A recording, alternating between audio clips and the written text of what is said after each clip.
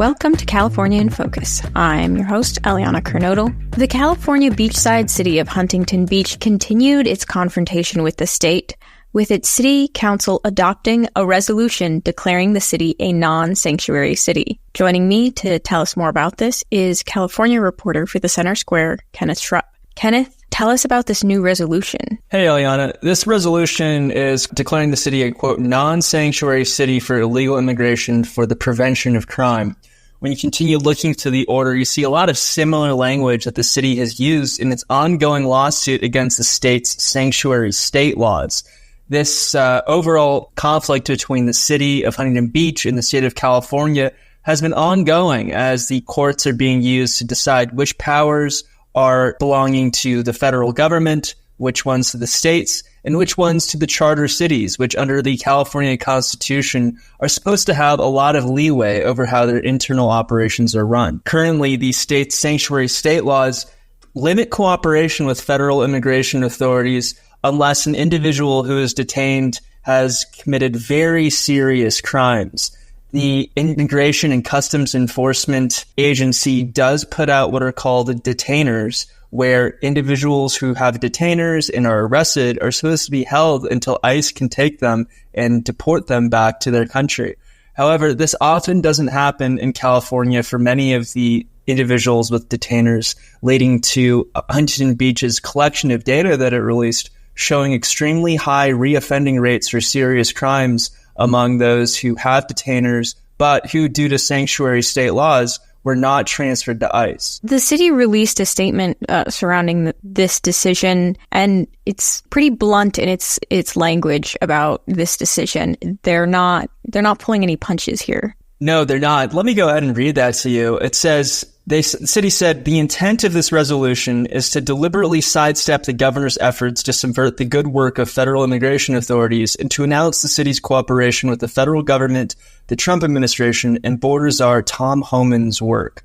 City officials have a duty to follow all laws, including federal immigration laws, and neither the governor nor the state will interfere in that, end quote. This does, again, mimic sort of their language they've been using in their lawsuit against the state. There's something in the U.S. Constitution called preemption, whereby federal laws supersede state laws. This question that we have now is whether or not local laws can supersede state laws.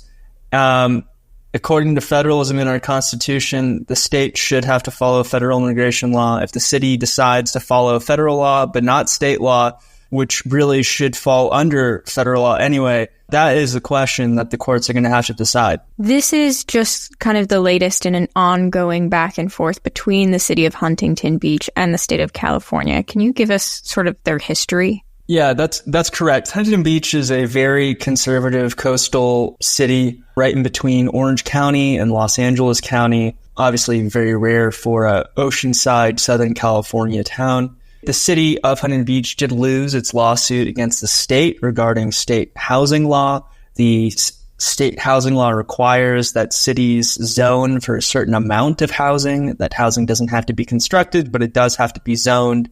And a judge ruled that Huntington Beach would have to zone another 13,368 more high-density units. The city did win a lawsuit, though, last year against the state over its voter ID laws for municipal elections. Huntington Beach voters passed a rule requiring voter ID for municipal elections only. The state initially sued, saying that it's illegal for them to do so. A judge ruled in the city's favor, saying that this is a power that is available to cities under the charter city home rule provisions.